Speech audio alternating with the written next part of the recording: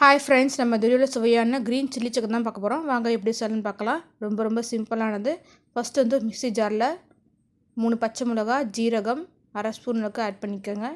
ஒரு பிஞ்சளவு கொத்தமல்லி, ஒரு துண்டு இஞ்சி, 2 பல் பூண்டு, இதை நல்லா குறப்பாக அரைச்சிக்கோங்க. அரைச்சதும் அதிலே மஞ்சத்தூள், ஒரு அரை டீஸ்பூன் அளவுக்கு மிளகாத்தூள், ஏற்கனவே பச்சை மிளகா போட்டிருக்கோம், அதில் அரை டீஸ்பூன் போதும்.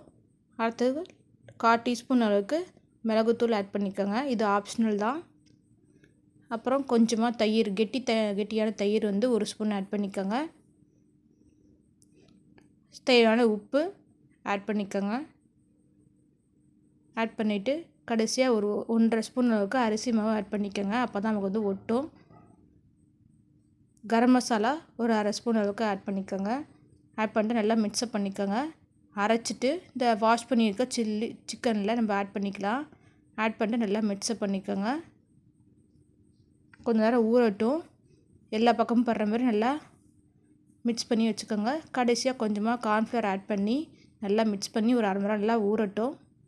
இப்போ ஒரு நல்லா அரை மணி நேரம் ஊறினதும் ஒரு கடாயில் எண்ணெய் ஆட் பண்ணிவிட்டு ஒரு பீஸாக வந்து நல்லா போட்டு எடுத்துக்கோங்க. அப்போ தான் நமக்கு ஒட்டாமல் வரும். ஒரு பீஸாக போட்டுக்கோங்க. இப்போ வந்து கொஞ்சம் நேரம் கழிச்சு வெந்ததும் திருப்பி போடுங்க, எல்லாம் ஒட்டும்.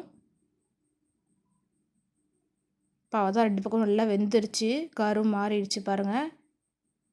இப்போ நல்லா வெந்திருக்கும். நமக்கு வந்து இதில் வந்து கொஞ்சமாக தனியாக எடுத்து வச்சுக்கலாம். அவ்வளோதான், நமக்கு நல்லா வெந்துருச்சு சிக்கன்.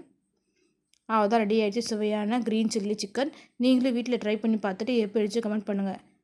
Thank you friends.